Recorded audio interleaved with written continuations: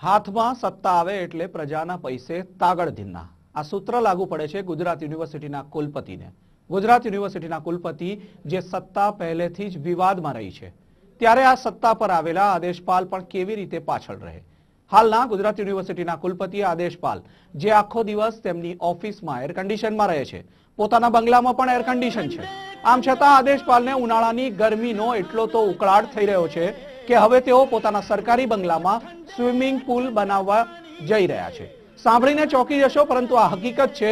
આદેશપાલ જેણે પોતાના સરકારી બંગલામાં સ્વિમિંગ પુલનું કામ શરૂ પણ કરાવી દીધું છે અને સ્વિમિંગ પુલ હવે બની જવાની તૈયારીમાં છે।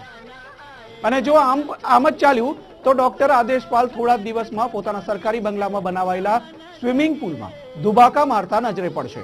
સૌથી મોટી વાત એ છે કે આદેશપાલને જો સ્વિમિંગ પુલ બનાવવો જ હોય તો આ માટે સરકારી પરવાનગી લેવી પડે અને જો સરકાર આદેશ આપે તો જ સ્વિમિંગ પુલ બનાવી શકાય, પરંતુ આદેશપાલને તો વળી શેના આદેશની જરૂર।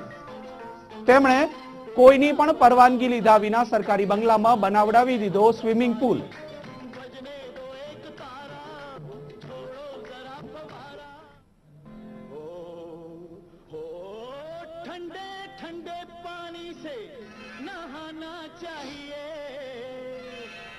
વગર સરકારી આદેશે સ્વિમિંગ પુલ બનાવી દેનાર આદેશપાલને સ્વિમિંગ પુલ બનાવતા જોઈને હવે તો રાજ્યના બીજા ઉચ્ચ અધિકારીઓને પણ ઈર્ષા થાય તેમ છે, કારણ કે ગરમી તો બધાને લાગે।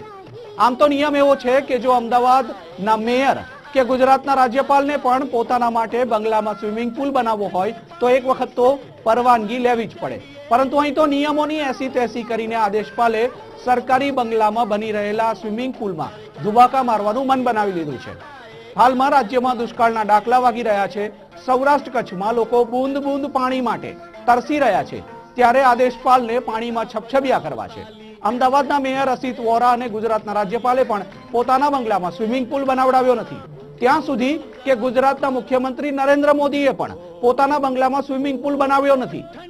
ત્યારે ગુજરાત યુનિવર્સિટીના કુલપતિ આદેશપાલ સ્વિમિંગ પુલ બનાવે તો કેવું લાગે?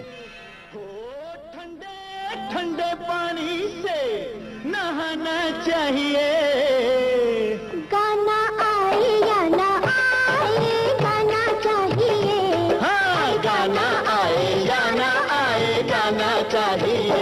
पुत्रा ठंडे ठंडे पानी से नहाना चाहिए, गाना आए या ना आए गाना चाहिए, अरे गाना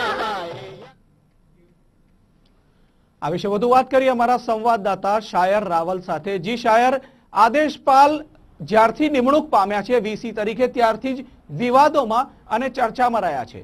વધુ એક વિવાદ તેમની સાથે જોડાયો છે, એમના તરફથી કોઈ વર્ઝન મળ્યું છે, કોઈ ખુલાસો થયો છે?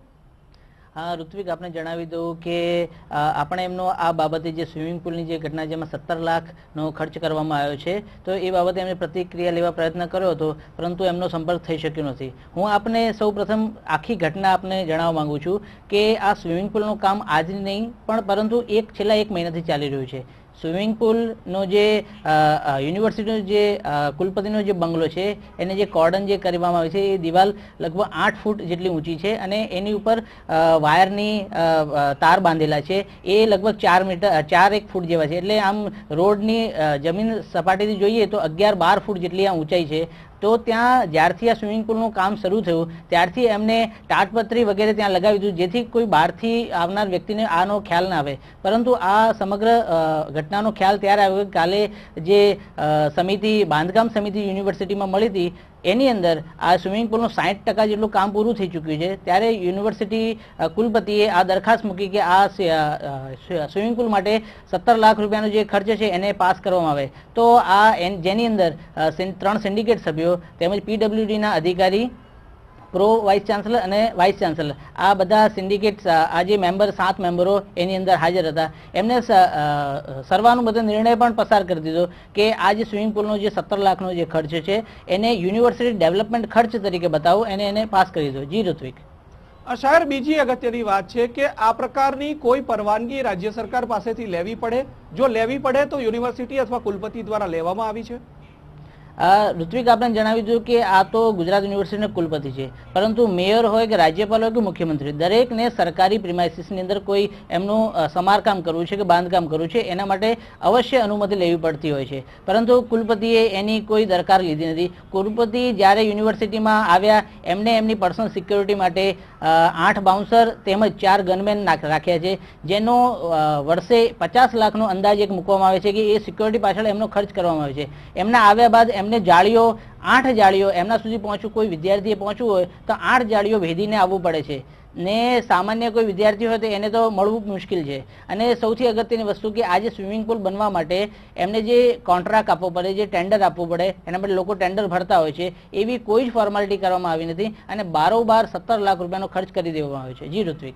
શાયદ ત્રીજી અગત્યની વાત એ છે કે જ્યારે તમે આ સ્વિમિંગ પુલ શૂટ કરવા માટે ગયા હતા આપણા કેમેરામેન સાથે, ત્યારે તેમના બાઉન્સરોએ અભદ્ર વર્તન તો કર્યું જ હતું, સાથે સાથે પોલીસની મદદ પણ લીધી હતી. શું હતી એ વિગતો? હા ઋત્વિક, ચોક્કસથી કે હું સવારે અમે જ્યારે અમારી ટીમ સાથે જીએસટીવી ટીમ સાથે સવારે 11 વાગ્યાની અરસામાં અમે ત્યાં પહોંચ્યા હતા અને ત્યાં પહેલાં અમે જોયું તો ઓલરેડી ત્યાં બંગલા પાસે સિક્યોરિટી હોય છે, પરંતુ આ જે પેસેજ જે છે ગુજરાત યુનિવર્સિટી અથવા લગાવીને કુલપતિના બંગલા સુધીનો, એ પેસેજની અંદર થોડી હલચલ ઓછી રહેતી હોય છે. તો ત્યાં જઈ અને કેમેરાથી અમે શૂટ કરવા પ્રયત્ન કર્યો તો ત્યાંથી પસાર થતા યુનિવર્સિટીના એક પીએસઆઈએ તેમને બાઉન્સરોને જાણ કરી અને તાત્કાલિક 20 બાઉન્સર અમારી તરફ દોડી આવ્યા હતા અને અમને ધમકાવવા પ્રયત્ન કર્યો કે તમે શું શૂટ કરી રહ્યા છો, તમે કોઈની પણ પરવાનગી લીધા વગર તમે શૂટ કરી શકો નહીં. ત્યારબાદ અમે યુનિવર્સિટી અને કુલપતિના જે એમનું જે મેઇન ગેટ છે ત્યાં પહોંચ્યા અને અમે ત્યાંથી શૂટ કર્યું. તો ત્યાંથી પણ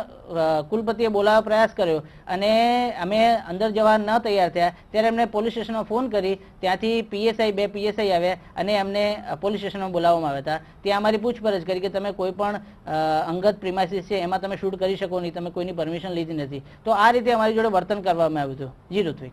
કુલપતિ જે નિવાસસ્થાનમાં રહે છે, શું એ અંગત પ્રિમાઇસીસ છે કોઈની કે ટેક્સ પેયરના પૈસાથી જે યુનિવર્સિટીને અનુદાન મળે છે એમાંથી ઊભું કરાયેલું એ એક પ્રિમાઇસીસ છે? આ બિલકુલ એ ટેક્સ પેયરના પૈસાથી વિદ્યાર્થીઓ જે ફીસ ભરે છે, એમના મા બાપ જે મહેનત કરીને ફીસ ભરતા હોય છે વિદ્યાર્થીઓનો, એ ફીસમાંથી જ સમગ્ર ખર્ચ કાઢવામાં આવતો હોય છે, જેની અંદર યુનિવર્સિટીના જે કુલપતિ છે આ સ્થાન એક જ છે. આમાં કેટલાક કુલપતિ આવીને રહી ચૂક્યા છે અને હજી પણ નવા કુલપતિ અહીંયા આવીને રહેશે. એટલે આ જે સમગ્ર યુનિવર્સિટીને લગતું એમની કુલપતિને જે બાઉન્સરનો ખર્ચો છે એ તમામ ખર્ચ પણ વિદ્યાર્થીઓના પૈસે જ ચૂકવવામાં આવી રહ્યો છે. પરંતુ આ અંગેની રજૂઆત ઘણા સિન્ડિકેટ સભ્યોએ પણ ઉપર સુધી કરી છે, રાજ્ય સરકારમાં પણ કરવામાં આવી છે, પરંતુ એના ઉપર કોઈ દરકાર લેવામાં આવતી નથી. જાણે નરેન્દ્ર મોદીએ એમને સમગ્ર છૂટ આપી દીધી છે આ તમામ ખર્ચા કરવા માટે. જી ઋત્વિક.